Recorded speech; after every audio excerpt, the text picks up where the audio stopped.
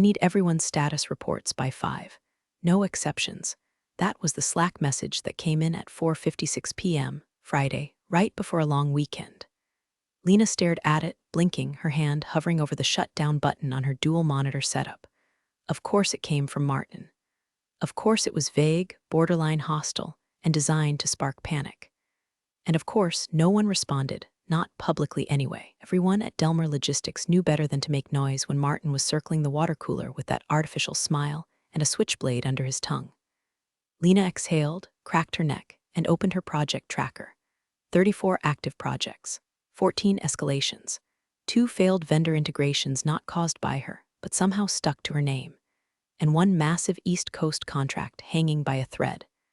Not her circus, but definitely her cleanup job. Her official title was Senior Operations Analyst, but that translated to person who fixes everyone else's screw-ups while getting none of the credit. She was the one who restructured warehouse loads when the routing software glitched. She was the one who caught double-billed shipments and misfiled customs paperwork. She was the one who flagged the shortage in Cleveland before it became a lawsuit. But the thank yous never came. At best, it got Martin's classic one-liner. "That's why we keep you around, Lena." He said it like she was a paperclip. Useful, bendable, easily lost in a drawer. To the executives, Martin was gold. Tall, tailored suits, Harvard smile, and just enough war stories from his days in field ops to sound credible. He could charm a boardroom and throw a subordinate under a bus in the same sentence, and they'd thank him for the ride. He knew buzzwords, he knew numbers, he knew how to look concerned just long enough to avoid accountability. To his team, though, he was a landmine in dress shoes. The change started 6 weeks ago. It was a quiet Monday morning when Lena opened the logistics tracker and saw a rerouting order on the East Coast distribution contract. It was a massive client, medical equipment, fragile timelines, refrigerated shipments. Someone had approved changes that pushed a third of the fleet through a bottlenecked corridor near Scranton, shaving off costs but increasing risk by a mile. She checked the logs, approval by Martin, time-stamped, no consultation. She stared at it for a long time before sending a cautious message. "Hey Martin, just noticing the reroute. Want to make sure we're accounting for recent closures near I-81? Potential for delay." His reply came 7 minutes later. "Appreciate the vigilance, Lena. Let's be agile. Cost savings here are key. No formal meeting, no risk assessment, no backup plan. Just be agile, corporate code for shut up and let the boss gamble." 3 weeks later, the entire contract collapsed. 4 shipments missed their hospital windows. 1 truck carrying neonatal ventilators was delayed 12 hours in a detour-locked highway snarl. The client filed a complaint, then a formal claim. Came the lawsuit. $22.6 million in damages. And somehow, no one was talking about the reroute. Lena kept her head down. She watched Martin work the panic like a PR maestro, sympathetic in meetings, confident in emails, visibly stressed in just the right way to evoke pity from leadership. Meanwhile, he started acting different with her. Shorter, colder. Her calendar invites with him vanished. Slack replies stopped mid-thread. Performance reviews, once glowing, were suddenly pending reevaluation. It didn't take a genius to smell it. She was being distanced. From the team, from the decision, from him.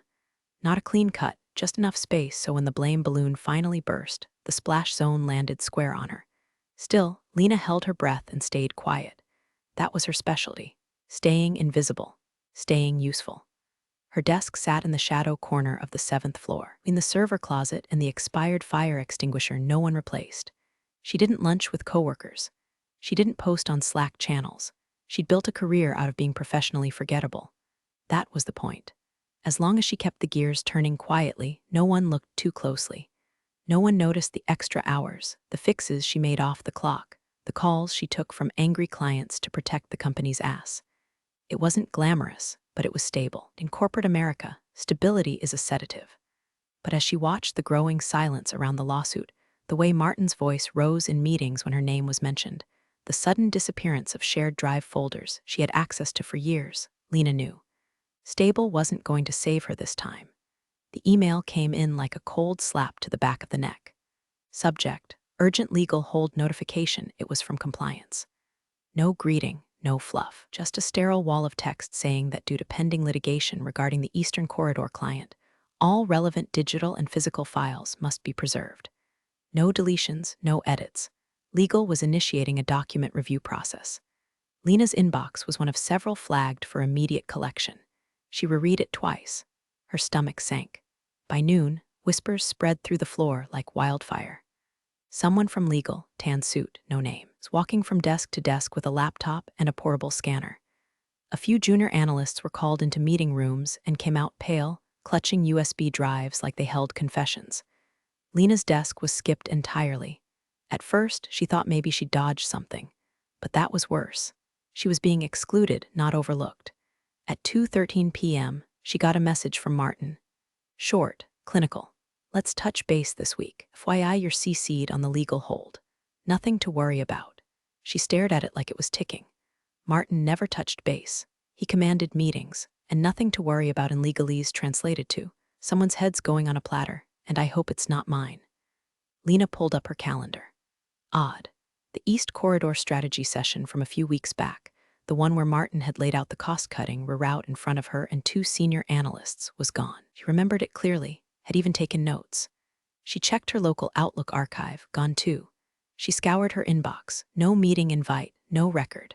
But she remembered everything, the whiteboard with the Dieter sketch, Martin's speech about margins, the way he waved off Beth's warning about weather risks with a smirk, and a joke about letting ops deal with the fallout.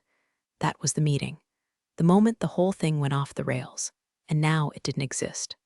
Heart pounding. She pulled up the chat thread with Martin and Teams. She scrolled back, looking for the thread where she'd asked if he'd cleared the reroute with legal. Nothing. The message was gone. She felt her face heat, a cold flush rising up her arms. Someone had deleted it, or rather he had. Lena wasn't stupid. Martin had admin access, and he was crafty. He knew when to be loud and when to be invisible. Deleting chat history wasn't just suspicious, it was a scalpel move. Clean, quiet, traceable if done early enough. She stood up and crossed to the kitchen, poured herself lukewarm coffee from the pot that hadn't been changed since breakfast. Her reflection in the microwave looked off, like she was watching someone else wear her skin. When she sat back down, another ping. From Martin Andrews' subject, quick sync. Hey, want to do a quick sync tomorrow on some upcoming projects. Just aligning resources. Aligning resources. She almost laughed. Lena wasn't being included. She was being documented. This was him building a case. A breadcrumb trail so when the blame came, it would look like she was looped in, informed, possibly even complicit. Her mouse hovered over the reply button, but she didn't type anything. Not yet. Instead, she opened a personal spreadsheet she kept hidden on her OneDrive. Titled simply, Work Notes. It was her own insurance policy. Started it years ago after watching 3 colleagues get reorganized into unemployment, each with glowing reviews right up until the pink slip. She scrolled through months of timestamps, meeting summaries, names, Slack quotes. And there it was. Feb 6 Martin pitched EC reroute in War Room. Emphasis on budget cuts. Overrode Beth's concern. Told me logistics will adapt like they always do. She copied it into a new document, just in case. At the end of the day, she noticed more small things. The senior ops chat was oddly quiet whenever she chimed in. Beth had gone cold. Her project dashboard permissions were downgraded, no more editing shipment flow models. And Martin, he was doing his rounds with execs like a snake oil preacher in front of a dying crowd, hands moving fast, voice honey-thick, selling a gospel of deniability. She wanted to scream. Screaming in corporate America only brands you a liability. Instead, she opened her Outlook again and tried searching for every meeting, every file, every approval chain related to the reroute. Half of it was missing. The other half was just off, moved, renamed, detached from their original threads like bones yanked from a grave. By 7:43 p.m., the office was mostly dark. The cleaning crew had started mopping by the elevators. Ina sat in her corner cubicle, screen glowing, fingers frozen. She whispered it aloud, like saying it might make it feel less insane. He's erasing me. And somewhere deep down, below the churn of fear and nausea, another feeling started to rise, tight, quiet, and hot. Not panic, not despair. Fury. The email was cold enough to make her fingers twitch. Subject, deposition preparation mandatory, attendance the sender. Jessica Wilkes, Associate Counsel, Delmer Logistics. Lena read it 3 times before closing her eyes and pressing her knuckles into her temples. It was happening. They were calling her in. It was framed as routine, as part of the legal team's due diligence in support of the defense. But Lena knew exactly what it meant. They were lining up the ducks. and she was duck number 2, right behind Martin, feathers soaked in gasoline. She didn't cry. She didn't scream. She simply got up, walked to the office bathroom, locked the farthest stall, and sat with her elbows on her knees and her head in her hands for 13 full minutes. Then she wiped her face, returned to her desk, and booked a meeting room for herself. Private, off the grid, just 30 minutes, not for call, not for cry, but for the first act of self-defense. She opened a blank document, titled it Deposition Timeline, and began typing.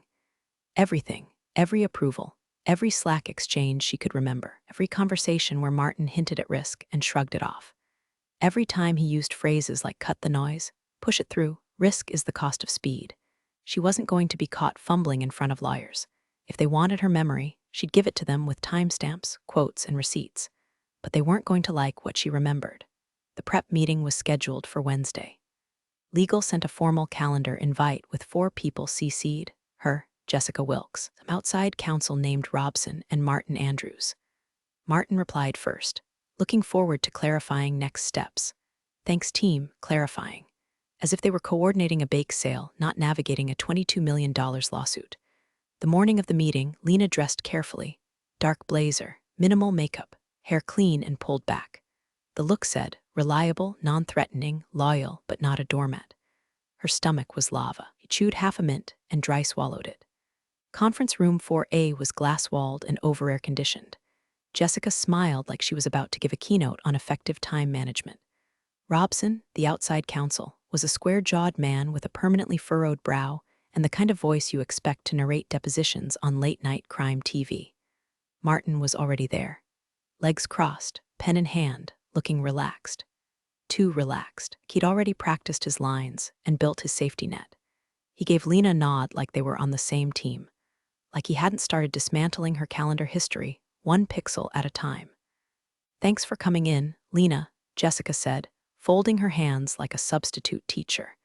We just want to go through what to expect in the deposition. You'll be representing the company, of course, and we're counting on your professionalism and clarity. That last part lingered in the air like a hint of something poisonous.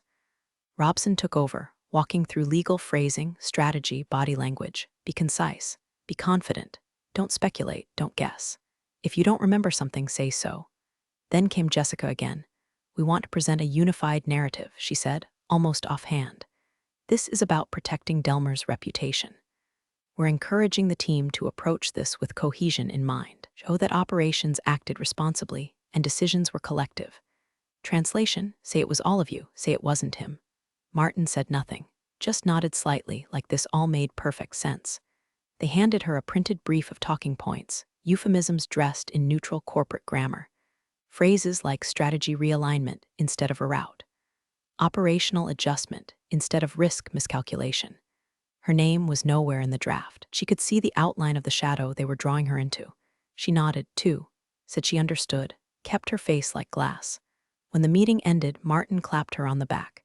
You'll do great, he said with a grin that didn't touch his eyes. Just stick to the framework. We've got your back.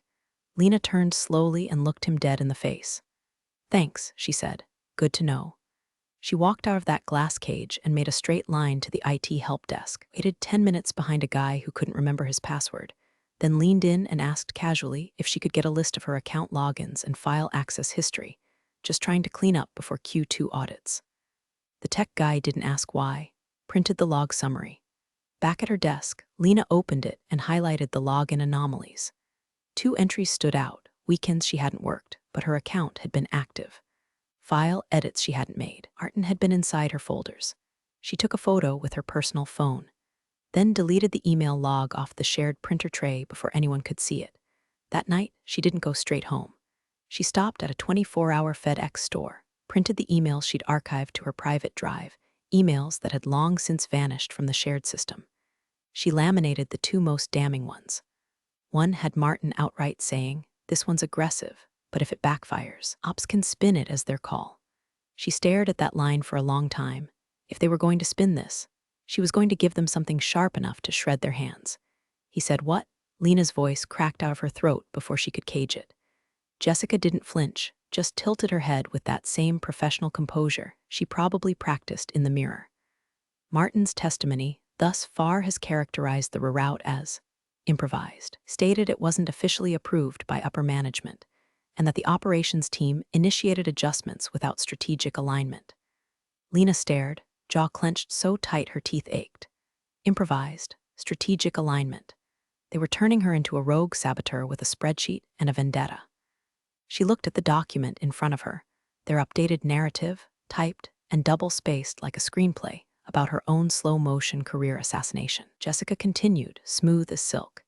He isn't blaming you directly, to be clear. He's emphasizing a communication breakdown. Our goal here is to contain exposure. Everyone's trying to be a team player. That phrase, team player. The last thing you hear before you're handed a box and walked to the elevator. Do I get to respond? Lena asked, folding her hands in her lap to hide how hard they were shaking. You'll be deposed under oath. You'll have your moment, Jessica said, but it helps if we stay aligned. The goal isn't finger-pointing. It's a cohesive timeline. Martin has seniority, and the board's eyes are on this. Lena looked out the conference room window, watching the blur of passing suits beyond the glass like fish swimming past a shark tank. None of them would look in. None of them would ask questions. The door opened, and Martin strolled in late, coffee in hand, jacket slung over one shoulder like he was headed to brunch instead of rewriting history. Morning, he said, nodding to no one in particular. Ready to keep the dream alive? Jessica smiled. Lena did not. The next hour was excruciating. Martin ran through his talking points like he'd memorized them in the mirror, calculated pauses, humble deflections, sly wording. My knowledge, as I recall, there was confusion over Lena's draft sops. He slid the blame with the grace of a concert pianist, never pointing, just gently nudging. Lena, Jessica said finally, any comments? She looked up slowly. Martin smiled at her like they were still co-workers. No, she said, I'm listening. She walked out of that meeting and didn't go back to her desk. Instead, she went straight to the parking garage, sat in her car, screamed into her steering wheel until her throat went raw. Then she drove home, cracked à la croix, and booted up her old personal laptop, the one she hadn't touched since 2021, back when she still believed hard work protected you. The emails were all there, backups, dozens of them.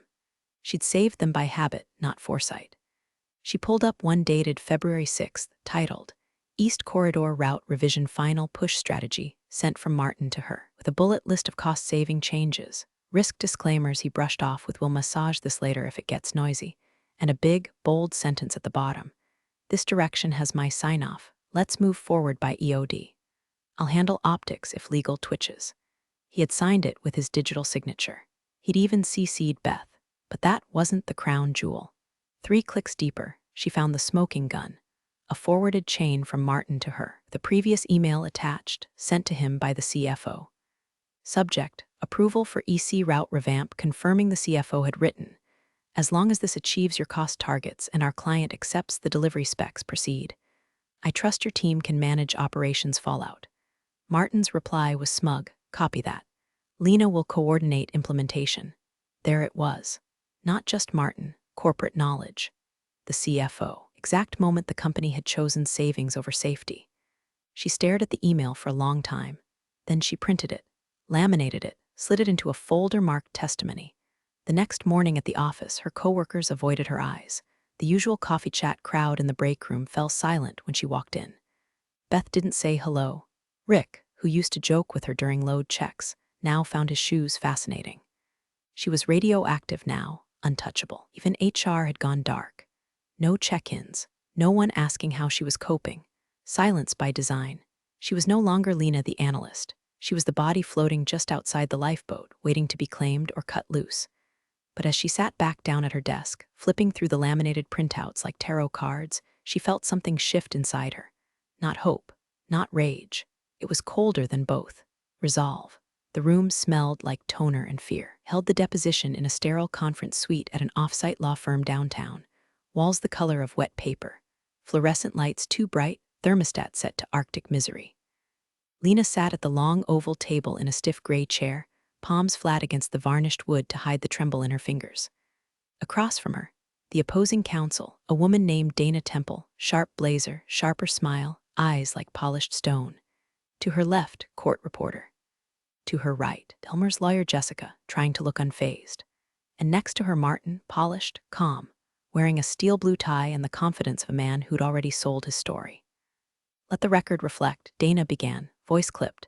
This is the sworn deposition of Martin James Andrews, Director of Strategic Logistics at Delmer Logistics, Inc., conducted under subpoena as part of civil case 23 CV 1982. Martin gave a humble nod, happy to clarify everything, of course. Lena didn't breathe, just stared at her reflection in the surface of the polished table. It looked like someone else, older, flatter, too still. They walked Martin through the basics, credentials, history. Then came the needle. Can you describe the decision-making process that led to the rerouting of East Corridor shipments in Q1? He didn't flinch. Certainly. There were discussions about cost efficiency. As I understood it, Ina Carmichael had drafted a proposal for a revised routing strategy. Dana cocked her head. Miss Carmichael initiated the strategy. She circulated the preliminary framework, Martin said, eyes locked forward. I reviewed it but did not authorize implementation. To my knowledge, the changes were enacted before formal sign-off. Jessica didn't move, neither did Lena. The court reporter's fingers clicked like tiny knives. Dana smiled faintly. You're saying the strategy was executed without your explicit approval? I'm saying there may have been a misalignment in communication. In retrospect, it was not clearly routed through the appropriate chain of command. No emotion, no sweat, just enough vagueness to bury her alive. When he finished, he folded his hands like a priest at a funeral. Lena's funeral. Dana turned to her. Miss Carmichael, are you ready? She swallowed. Yes. The reporter raised a hand. You swear to tell the truth, the whole truth, and nothing but the truth under penalty of perjury? Lena nodded. I do. Dana leaned in, tapping her pen twice on her legal pad. Let's talk about the decision to reroute the Eastern Corridor shipments.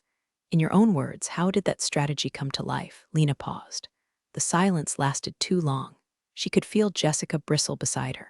Her heart hammered. Her mouth went dry. She imagined the walls closing in, executives shaking their heads, Martin's voice echoing misalignment in communication. And then she reached into her bag. She pulled out a slim manila folder, opened it slowly, laid 3 laminated sheets flat on the table, side by side. Her hand shook as she nudged them forward. I'd like to submit these into the record, she said. These are emails confirming Mr. Andrews' direct approval of the reroute, including one sent to me, another where the CFO was copied and explicitly signed off on the changes. Jessica shifted sharply in her seat. Dana's eyes flicked down. The first email, Martin's green light. The second, his reply to the CFO. The third, a summary he sent to Lena afterward. Let's move fast on this. Legal will adapt. Dana didn't touch them, just scanned with her eyes. Where did these emails come from? She asked. I archived them before the shared system was altered, Lena said. Ina looked up, just a flicker of something behind her stone gaze. Not approval, not gratitude, just recognition. Like a chess player clocking a move. And to your knowledge, are these accurate and unaltered? Yes. Martin's voice broke in. These weren't part of the official. Dana held up a hand. You'll have a chance to respond. Lena exhaled slowly. Felt the heat rise in her chest, not the searing burn of panic, but the low, steady fire of something deeper. Martin wasn't looking at her anymore. He was staring at the emails like they were bombs he thought he buried in a shallow grave. Jessica cleared her throat. We'd like a moment to review these. But Dana was already speaking into the mic. Let the record reflect that the witness has submitted 3 email exhibits for review, which directly contradict previous testimony. The court reporter typed faster. Martin adjusted his tie, said nothing. Lena sat back, spine rigid, heart pounding so loud she could feel it in her teeth. She had done it. She'd lit the fuse and passed the match to the opposition. She wasn't safe. She wasn't protected. But she wasn't silent anymore, and there was no going back. The next morning, the conference room felt different. Stiffer, quieter. The coffee on the sideboard hadn't even been touched, an omen if there ever was one. Everyone had returned for a follow-up review of the now infamous emails Lena had submitted. The mood had curdled. Jessica looked like she hadn't slept. Her blazer was wrinkled. Her hands trembled faintly as she laid out her legal pad. Martin hadn't said a word since he walked in. No greeting, no nod, no fake Boy Scout charm. Just sat down and started tapping one leg under the table like a dying engine. Opposing counsel had changed too. Dana Temple was still poised, but her tone had evolved. Less clinical, more deliberate. Less curiosity, more teeth. She held up one of the laminated printouts with the kind of reverence normally reserved for explosive devices. Let's walk through these, shall we? She cleared her throat and read aloud in a flat, deliberate cadence. This direction has my sign-off. Let's move forward by EOD. I'll handle optics if legal twitches. She paused, looked up, smiled faintly. Well, she said, that's going to be a problem. She didn't need to raise her voice. Room was already silent. Jessica shifted in her seat, opened her mouth, then closed it again. Martin leaned back just slightly, as if trying to put physical distance between himself and the paper, now implicating him in crystal clarity. His cheeks had gone a shade paler. He tried to fix his tie, but his fingers faltered halfway through the knot. Dana laid the second email flat. As long as this achieves your cost targets and our client accepts the delivery specs, proceed from the CFO 2 weeks before the reroute. Then copy that. Lena will coordinate implementation, Martin replying. Jessica finally spoke. We'd like to verify the full email headers in the archival source. They're legitimate. Lena cut in, voice calm, clipped. I pulled them from my personal archive. Auto-forwarded backups, timestamped. I've already submitted the metadata. Jessica blinked. You did that. Yesterday. You were still preparing your revised timeline, yes. Dana leaned back, folding her hands on the table. I'd advise your legal team to reassess their strategy. The narrative about unauthorized process changes is no longer sustainable. She didn't smirk. She didn't gloat. She didn't need to. The silence in the room was oxygenless, a vacuum waiting for the next sound to break it. Martin opened his mouth, closed it, then opened it again. I wasn't trying to mislead. Were gaps, misunderstandings? Dana raised a hand. You're under oath, Mr. Andrews. That's your warning. Jessica scribbled furiously into her notes. Martin looked like he wanted to crawl out of his own skin. Lena sat motionless, every muscle tensed, but her mind was clear. No triumph, not yet. No vindication. Just breathing, for the first time in weeks, breathing without feeling like her own lungs were betraying her.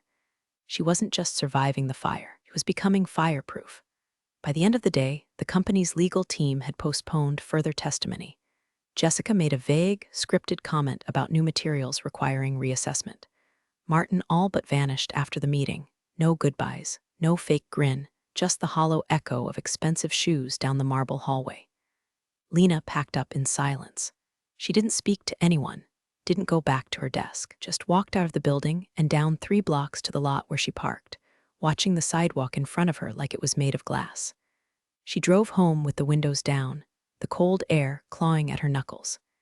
It was the first time in weeks she hadn't sat at a red light rehearsing lies she'd be asked to tell. She didn't eat dinner, just made tea and sat cross-legged on the couch, staring at the laminated emails she'd spread across her coffee table like tarot cards again. They didn't scare her now. They weren't grenades anymore, they were anchors. Proof that she hadn't imagined it, that she wasn't crazy, that she hadn't made the whole damn thing up in her head just to survive. At 9:47 p.m., her personal inbox pinged. Subject, follow-up on East Corridor routing. It was from an email address she didn't recognize. A Gmail. She opened it cautiously. Hi Lena, my name is Morgan Lang. I'm a reporter with the Ledger. I received an anonymous tip this afternoon regarding the East Corridor case and Delmer Logistics. The source mentioned reroute approvals, internal mismanagement, and even referenced specific terminology I've only seen in your project documentation. Would you be open to speaking off the record? I believe this story is bigger than anyone inside Delmer realizes. Lena read the message 3 times. Anonymous tip, with phrases only she used in her files. Phrasing that wasn't public, wasn't in any deposition, wasn't even on the emails she submitted. She stood up, walked to the window, stared out at the empty street. Someone else inside the company had broken rank. Someone had whispered her truth into a megaphone. And now the world might be listening. It started at 8:02 a.m. sharp. All company calendar pinged a new invite. EC contract executive level status review mandatory. Sender, CFO Ramesh Kulkarni. Attendees legal, ops, HR, finance. No explanation, no agenda. Just one word in the body required. Lena didn't have to attend. She wasn't high enough in the pecking order. But she got the second-hand fallout fast, her Slack lit up with silent reactions, the company's quiet digital language of panic. Eyes emojis, skull icons, a gif of a man falling through ice. Rumors poured in before noon. The CFO had walked into the meeting red-faced and silent, dropped a printed copy of Martin's emails on the table, and said, "How long did we think this wouldn't surface?" Someone said Martin tried to deflect again, blamed process confusion. The CFO responded by slamming his pen down and ordering a full internal audit of chain-of-command correspondence going back 12 months. Effective immediately, he'd said. Lena didn't smile. But a part of her, the part that had been gaslit and stepped on and quietly erased, sat up a little straighter in her chair. At 2:17 p.m., she got the call. "Hi, Lena, it's Trish from HR. Can you swing by?" Neutral tone. No tremble, no cheer. She walked down the carpeted hall like she was headed to a firing squad. But when she entered the HR suite, Trish greeted her with a thin smile and slid a folder across the table. "We want to support your next chapter," she said. Lena blinked. "Excuse me?" Trish's tone was syrupy but brittle. "We're offering transition packages. No pressure, of course, just, if you want a graceful exit, 3-month severance. Positive reference. We can shape the narrative how you like." Shape the narrative. There it was again. Language like fabric softener over bloodstains. Lena flipped the folder shut and placed it gently back on the desk. "I'm not going anywhere." Trish stiffened. "We just thought, given the stress, I'm not the one who should be leaving," Lena said, her voice level. "And I don't need anyone shaping my story." She stood, didn't wait to be dismissed. The moment she stepped back into the hall, it felt different. The silence around her had changed tone, not isolation, but observation. People were watching her now, measuring, whispering, not with pity, something closer to awe. Back at her desk, she found a plain white envelope slid under her keyboard. No label, no sender. Just a post-it stuck to the top. "Thought you should know. A friend." Inside was a printed list: names, dates, subject lines. A breadcrumb trail of internal messages between Martin and legal, going back 4 months. The earliest, a draft strategy to minimize Carmichael exposure. The latest, prepare for shift in narrative. Carmichael unlikely to comply. She stared at that phrase for a full minute. Unlikely to comply, as if she was a fire drill that had refused to behave. At 4:56 p.m., she got another email, different tone, different weight. Subject, confidential potential opportunity from Dana Temple. "Hi, Lena, I'd like to speak with you off the record. Your deposition was illuminating. Our firm is currently expanding its corporate compliance practice. Your insight, poise, documentation impressed several senior partners. We believe someone like you could help companies avoid the kind of structural blind spots that led to Delmer's situation. Would you be open to a confidential conversation this week? Best." Dana. Lena didn't respond right away. She stared at the email, the cursor blinking in the reply box like it knew her next move mattered. Outside, the sky was sliding from steel gray into dusk. Office lights flickered on floor by floor. A month ago, she'd been another middle manager buried under bad decisions. A name on a spreadsheet, a soft target. Now the people who tried to erase her were spinning, falling, panicking. She hadn't burned the bridge. She'd made them walk off it blindfolded. She clicked reply, typed one word, yes. It hit the company like a lightning bolt wrapped in silk. "Martin Andrews is on administrative leave pending internal review." Memo was 2 sentences long, buried at the bottom of the morning briefing email like a throwaway footnote. No context, no timeline, just gone. But the building hummed with it. Slack lit up in silent reactions, popcorn emojis, wide-eye gifs, the occasional bold soul whispering, "Holy SHT." Lena didn't say a word, just closed her inbox, leaned back in her chair, and stared at the cheap drop ceiling tiles like they might crack open and rain justice. Martin's office door stayed shut all day. His nameplate disappeared before lunch. By 3 p.m., IT was wheeling his monitor out on a dolly like a body bag with an HDMI port. The sharks smelled blood, and suddenly, Lena wasn't invisible anymore. First came the DMs from coworkers she hadn't spoken to in months. "Hey, just wanted to say what you did was brave. If you're leaving, would you consider being a reference?" Always knew something was off with Martin. Glad someone stood up. She answered most of them politely. Some she ignored. A few, especially the ones that had gone radio silent when things got dark, she left on read. Then came the flowers. A small bouquet from Beth, who hadn't looked her in the eye since the reroute disaster. No card, just a sticky note. "We should have said something sooner." She left them in the break room. That afternoon, Lena met Dana Temple for coffee. No suits, just 2 women in a corner booth, hands wrapped around mugs and a shared understanding that no recording devices were present. Dana got to the point quickly. "Our firm wants you, not as a token, as a strategist. Compliance consulting, full autonomy. We're onboarding 5 new corporate clients after this case broke, every one of them terrified of becoming Delmer." Lena stirred her coffee. "You want me to stop this from happening again?" Dana smiled. "I want you to teach them why it happened in the first place." The offer came with a six-figure salary, benefits that didn't feel like bait, and the freedom to torch red flags before they turned into lawsuits. It wasn't just a promotion, it was a reversal. The system that tried to destroy her now wanted her to fix it. She didn't sign yet, just said she needed the weekend. She walked home through downtown as the sun dipped behind glass towers. Same streets that used to feel like escape routes now felt like avenues of arrival. At 8:43 p.m., her phone buzzed. Unknown number, she answered. Miss Carmichael. The voice was deep, calm, and direct. My name is Special Agent Malik with the Office of the Inspector General. We're conducting a joint investigation into procurement fraud and internal misrepresentation within Delmer's executive branch. Lena's spine straightened. We've reviewed your deposition. Malik continued.